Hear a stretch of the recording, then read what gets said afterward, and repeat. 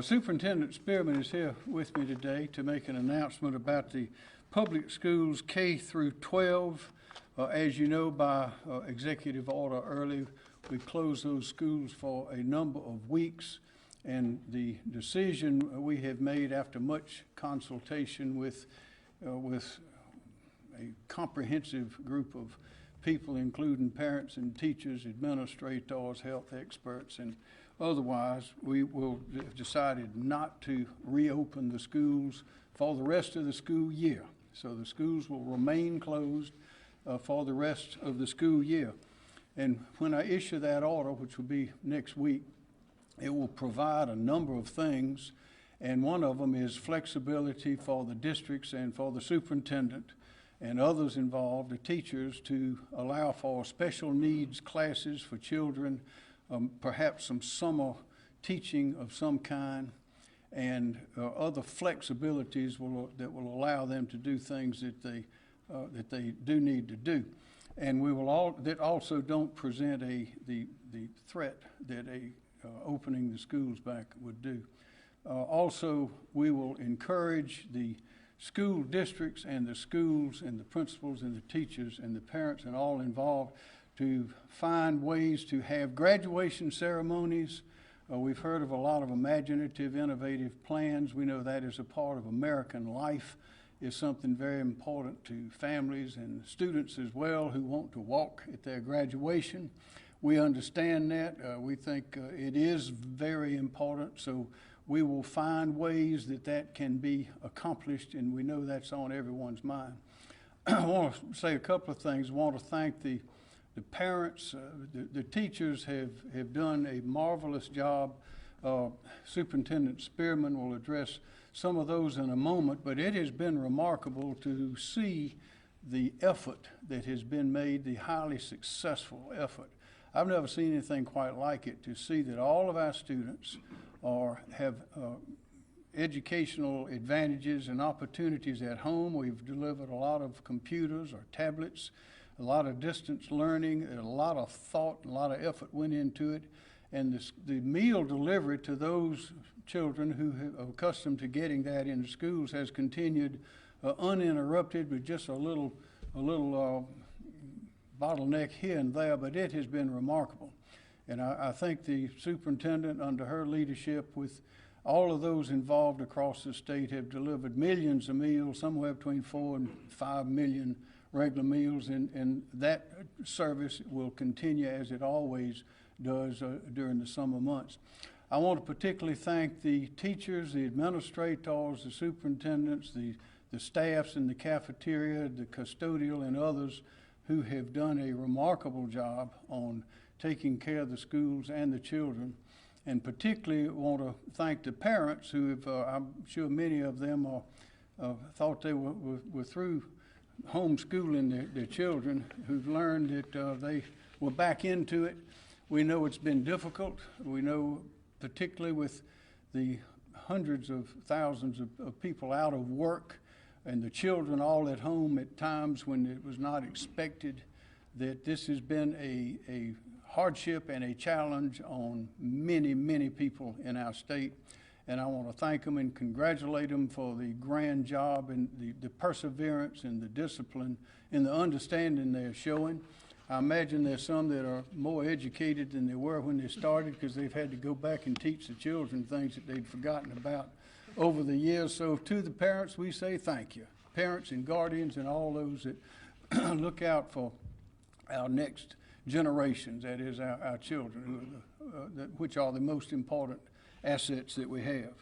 So again, the schools will not reopen, but there will be flexibility statewide for ideas for the taking care of those who need special needs instruction and other perhaps summer reading camps, things of that nature. And again, we want to be sure that we have graduation ceremonies for those young people and their families. Ms. Spearman. Thank you, Governor. Well, good morning, everyone. And Governor, I want to thank you for making this very difficult decision, but you have made the right decision. The schools are the backbone of the community, and when they're closed, all of us hurt. The children want to go to school, parents want them to go to school, teachers want to be there with their children, and we want to see them growing and learning. But in this very historic pandemic, we have been able to carry on really good instruction. I had a call a few days ago with over 4,000 teachers, and over 80% of them said they were very, very pleased at how the instruction was going. We do have a few children who are struggling, some families that we've not been able to work with, so through this method, I'd like to ask you to please reach out to us for whatever reason. If it's that you're ill or you don't understand the work, please contact your school and your teachers so that we can work together to make sure that all students are moving forward. Our buildings will not open for the rest of the year, but instruction will continue to go on. So as the governor said, we've got to keep our partnership between teachers and families going really well, and thank you so much, parents, for supporting us through this. We're going to continue to support you with good old common sense policies. The order that the governor, the information the governor will give will allow school districts some flexibility during their last 2 weeks of school, their regular calendar year. They will be able to close out their workings, the normal things that they would do. And with social distancing, if there are operations that they can handle with continuing good social distancing, perhaps a parent-teacher conference, if both agree to do it in face-to-face, they can do that. So districts will have a great deal of flexibility in how they will operate for those last 2 weeks, as well as graduation ceremonies. Seniors, I've heard from you. I've gotten some very articulate, heart-wrenching begs and pleas to let us have graduation ceremony. The governor and I absolutely want that to happen. I can tell you that your district leaders have sent us some very creative ideas of how they're planning on handling graduation, and we want those to go out, and I hope that perhaps I can even come and be there and attend and see some of those from a distance happening. So we're so proud of the hard work. You deserve a graduation ceremony, and we want that to happen for you. We have served over 5 million meals as of today.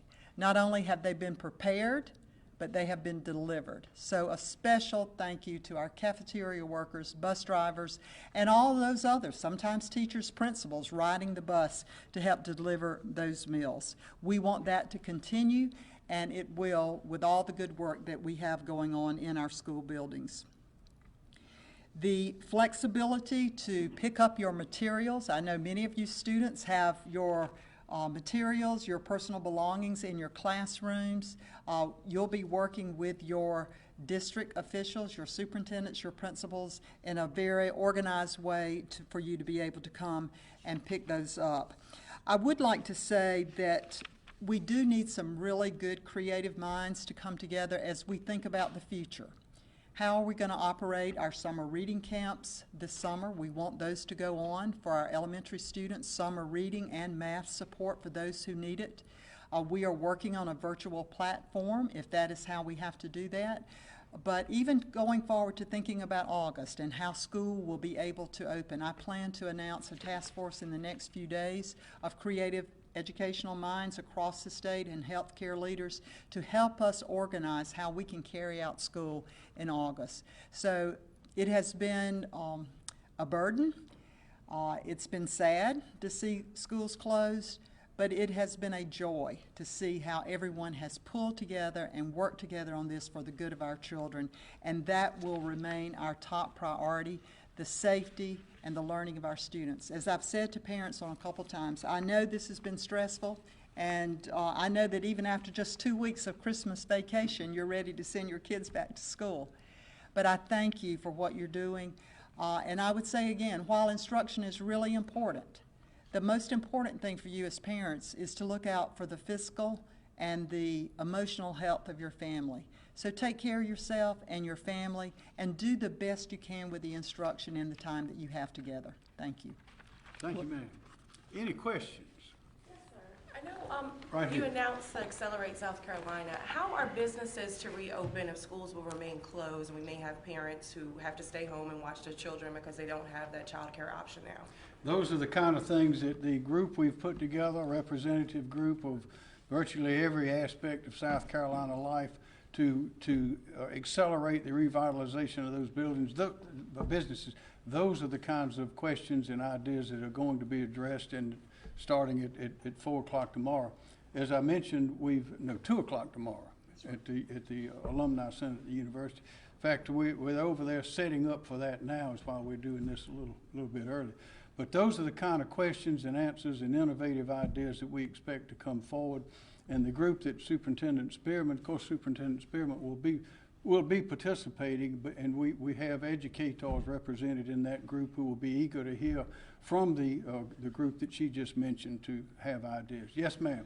Thank you, Governor. This is a question for Superintendent Spearman. You did mention that there are some struggles or challenges that certain children have been experiencing. Can you delve deeper into what those challenges may be? Well, first of all, I think the digital divide in South Carolina has become very apparent.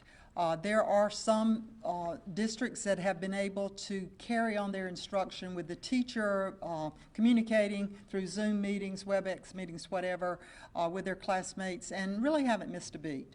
Others have done a blended, some of that, and then some have relied totally on pencil and paper. We have seen that divide speak out because in some counties, Allendale, for instance, Winnsboro, the Fairfield County, even here in Richland County, well, actually we're in Lexington County, I guess, but in portions of the Midlands, there are still areas that families do not have access to the internet. So that makes it more difficult. So that is certainly a struggle for families. We've tried to provide services for them. The providers have stepped up to the plate to offer discounted services. We're working with meetings with our co-ops, all of that to improve on this, but that's something that we can't just do as educators. That's something that Accelerate South Carolina, I think, will hear loud and clear tomorrow at their meeting. And then there are other children who just don't do well virtually. There's some people who thrive in a virtual environment. Others really need that relationship. And so for those students, we need to get them back together with one-on-one with a teacher as soon as possible. And do you plan to continue the school buses offering the hotspot Wi-Fi? Absolutely, absolutely. And we have been able to meet the need with the requests that we've gotten. We have sent those buses with Wi-Fis to those areas and can do more if there is a need that a district would let us know. Yes, ma'am. So will the last day of school still be June 2nd? You talked about this flexibility for teachers and schools. Are we still planning on last day of e-learning being that June 2nd date? We are asking the districts to continue instruction to their regular day. We have 10 districts in the state that finish on May 29th. The other 70 during that next first week or maybe that next Monday in June. So whenever their regular calendar, they need to continue their work and their closeout until then. That flexibility. Okay, go And ahead. that flexibility during those 2 weeks that the school districts will have, what are some of the things, you said parent-teacher conferences, what are some of the other things that schools could choose to do during that 2-week period? Well, one thing is they need to pick up materials. We've got a lot of materials that students have at home, textbooks that need to be returned, cleaned, so that we can get ready for the next year. Some of their personal belongings are at school, so that will be one of the main things that need to happen. There's some one-on-one assessments that we do with children that we may be able to carry those out, but we want to leave the flexibility to the district for that and that partnership with the parent if they feel comfortable that they could carry out some of those. One's called a dial R for 4-year-olds where we assess. So there are different types of things. Certainly students with disabilities who really need, it could be a health occupation session. It could be some kind of assessment that they would need to do for their individual education plan, their IEP. But again, we want to give that flexibility. We're not forcing folks to say you have to do it one certain way, but that they have the flexibility to carry it out in the safest way possible. Yes, sir. Superintendent Spearman, do you have any guidance for summer camps or summer programs? And do you have a sense of what percentage of students or families haven't been able to really participate fully in education in this pandemic setting? I would say that as far as, I'll take the last part first, what percentage, I don't have the exact number, so this would be a guess at it. But I believe that just knowing from how many districts were able to implement a full technology plan, we had 19 of those, that they went straight, all technology. We had about another 20 or so that did a blended plan. So that leaves 20, 20, 40, about 30 districts then who had to rely on pencil and paper. So somewhere around 20, 25% of our districts were not able to carry out their instruction through technology. But we will be able to give you those exact numbers. And then the first part of your question? Summer camp, summer program, any guidance? We're working right now. Many children had already been invited to attend what we call our third grade summer reading camp by law.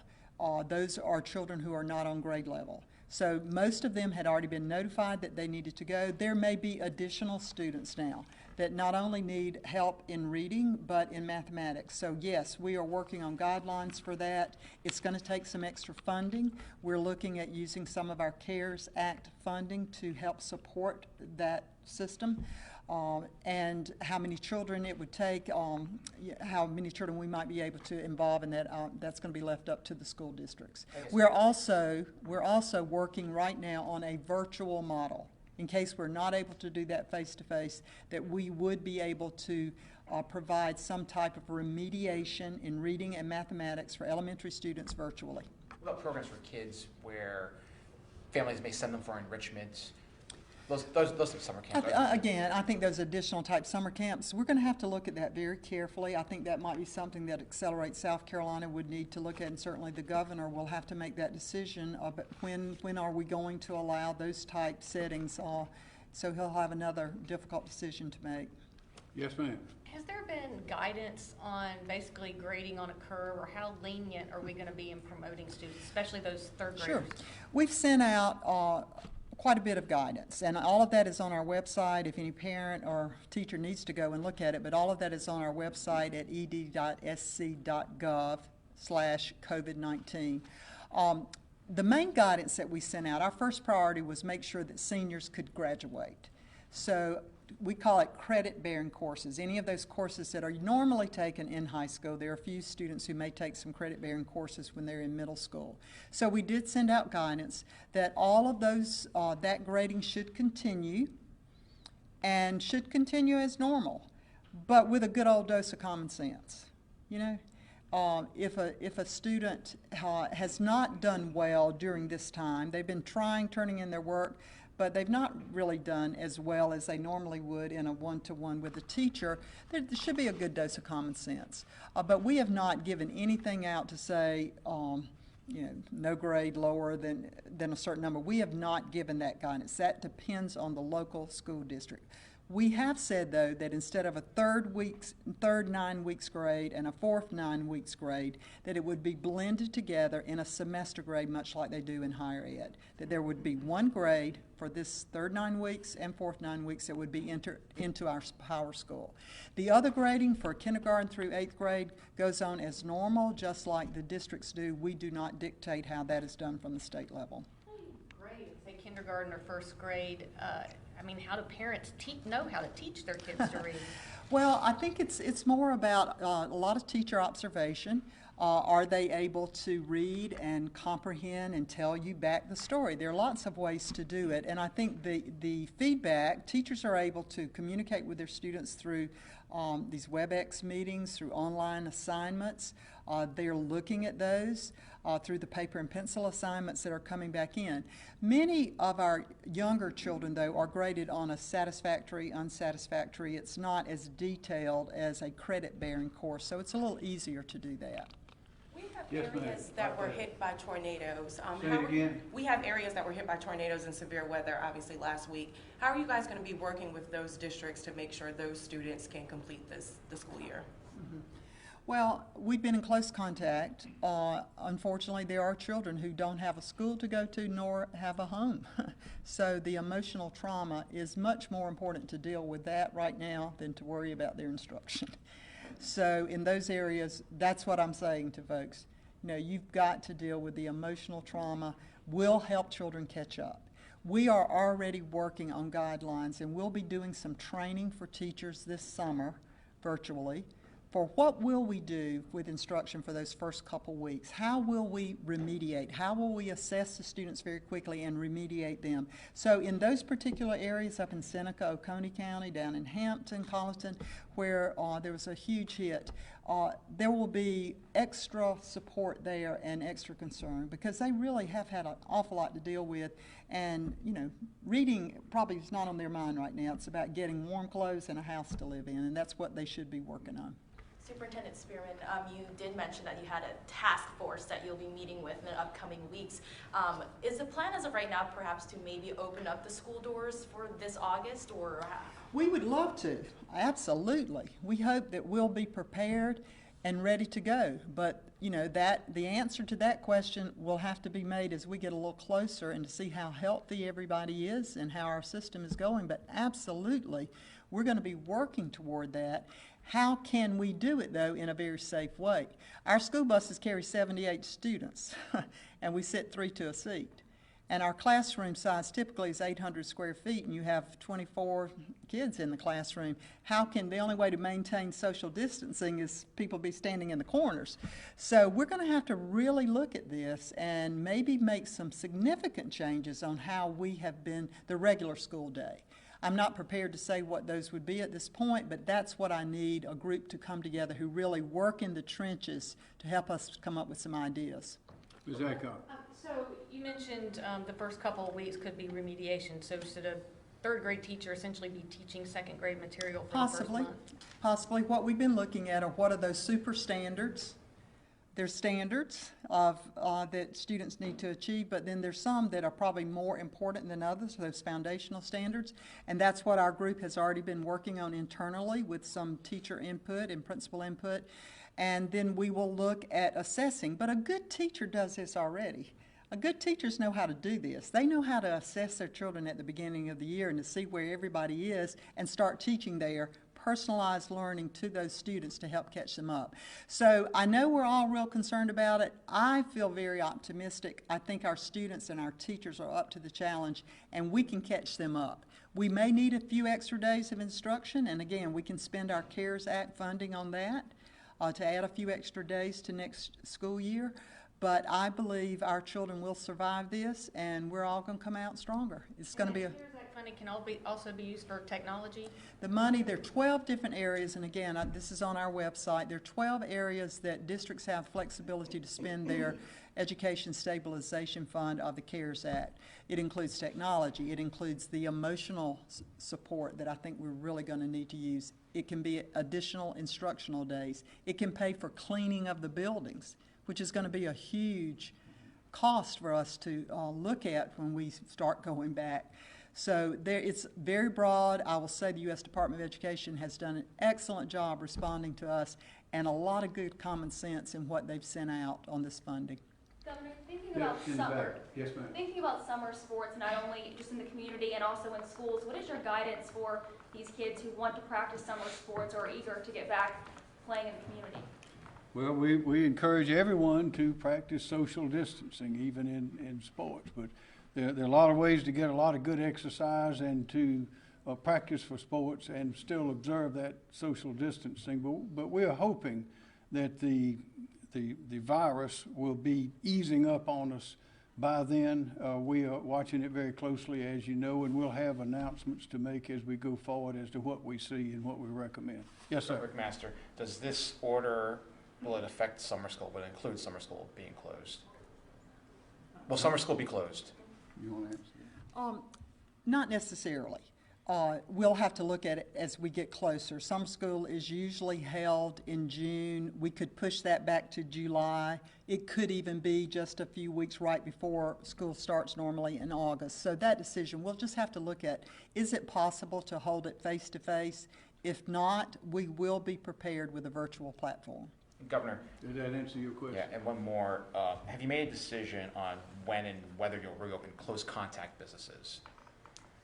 Have you made a decision on when or whether you'll reopen close contact? Those businesses that we restricted, that had close contact, like the barber shops and beauty parlors and those kinds of things. We've not made a decision. we're in the process of gathering the information, getting the facts, getting the science, and taking the measurements. We follow the old carpenter's rule, which is measure twice and cut once. And we don't want to make any mistakes. And as you know, we went into the virus very carefully in a deliberate manner, and I think that we did it as well or better than any state in the country, as the results are I believe, are showing it. And we want to come back out the same way and revitalize our economy so that we can regain our competitive position with the rest of the country, and particularly in the Southeast. So those decisions will be made and will be announced, but we're working on it right now. That is, as well as everything, all the businesses that we've restricted anyway, are being analyzed and studied based on the facts and the data. We'll make those decisions. Yes, ma'am. 2 questions. One of them is, should we expect there to be any teacher or staff layoffs perhaps in the next upcoming weeks, as well as just confirming if e-learning classes, will they be ending on May 15? Okay, the e-learning would normally take place until whenever that district is ready to finish out their regular calendar year. There are some states who have closed down all learning. We did not think that was a good idea in South Carolina. So I want to say too, I appreciate how well our school districts, we have really stayed together as a unit, and everybody has performed really well. I was on the phone yesterday with some folks who deal across the nation with other states, and they really complimented South Carolina, how well prepared and how quickly we put this into order. And your second part, your question? If we should expect any layoffs to teachers? Hopefully, hopefully not. Our teachers have been paid throughout this time. The districts, obviously, I think anyone would recognize that tax revenue will be down, and we're waiting on the General Assembly to pass that continuing resolution, which will help us with our budgets and starting up the year. And then that will depend on what the revenue is and what the General Assembly does with the school budget when they come back into session next fall and know more about what the revenue has been. I think every precaution would be taken to keep as many of our folks, we need these instructional folks working. So that decision will be made later by the General Assembly. Yes, ma'am. Going back to the sports question, maybe this is for you, Superintendent Spearman. For those sports and extracurricular activities that start over the summer, what is the guidance for that? For instance, football practices and band practices, or cheerleading, things that start before the school year starts. Well, we'll have to work very closely with the governor and our health officials to know if it's safe. Normally, the rule in South Carolina, working with the South Carolina High School League, is if school is in session, then sports can go on. Obviously, this is a little different situation, but we'll be working very, very closely to see what the health of our people are, the health of our communities over the summer, and that would be a decision that the governor could certainly take to end that. But again, we're just going to have to get a little closer to see how well everyone's doing, and if school's going to be able to open physically in August, then I would say it's a good chance that those practices could resume, but we'll have to get a little closer time. As you can tell, everything we're doing is based on a lot of information analysis of the people in the area, the professionals. That would include, of course, DHEC in the terms of businesses. That would be labor licensing and regulation, those organizations and agencies that have insight, of course, Park Recreation and Tourism and Dwayne Parish, and all of those. We're taking all of these facts, information, and professional advice from every source that we have to make these decisions. Yes, ma'am. Early on, teachers were told not to introduce new material, and obviously that changed. Can you address when and whether all subjects, all standards should at least be attempted to be covered this year? Sure. That's a really good question. We've learned a lot as we've gone through this. I don't think any of us ever foresaw that we would be out this long. So our original direction to teachers and to districts was that no new information would be taught. It would be, reflecting and repetitive work. So that changed very quickly. And we also have changed the guidance to make it a little more reasonable. Sending home work for 2 or 3 days is different from sending home work for 12 weeks. And we realized, honestly, that we were sending too much. and we needed to ease up a bit to relax the stress on families and give students time to think about what they were learning rather than so much work. So we have that guidance is now on the website, and I think that, again, teachers know what the most foundational standards are that need to be taught, and that is what they've tried to address. Now, some of them have been able to go forward with hopefully all of the standards, but I can't say that until we really review with everyone. But certainly folks are focused on those foundational standards that children would need to accomplish in order to be able to go to the next grade. That's a question that I've gotten from a lot of children. Am I going to make my grade? And I remember when I was in school, I made pretty good grades, and I would still be worried about, am I going to make my grade? Yes, you're going to make your grade, unless there's just an extraordinary circumstance where you are really far behind, and your parents should already have been talking with your teacher about that. So children will be able to go to the next grade, but our instructions will be for that teacher to work with the previous year's teacher to really be sure that we remediate and cover, make sure and assess where students are. Last question. Superintendent Spearman, how many employees in the school districts have tested positive for COVID-19? I know we've heard some food service workers and some other employees. How many people have kind of in the school districts been hit with this, or Department of Education? I don't have an exact number. There have been a handful across the state. We have worked very closely with DHEC and followed their protocol as to how that should be handled, but I don't have the exact number. Perhaps we could get that for you, but I don't have that this time. We appreciate you coming very much, and this, I want to say again, we appreciate the parents, the diligence and the stress that a lot of our parents under, as well as students. The great job's been done by the teachers and all the district personnel, everyone working together to see in this educational, this most important critical education arena that we are still making progress.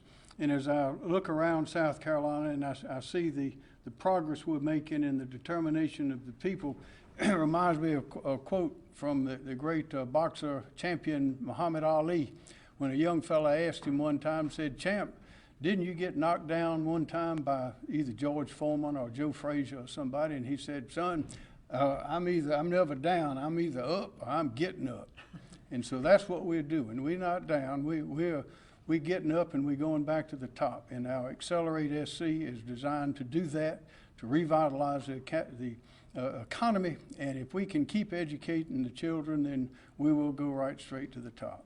Thank you.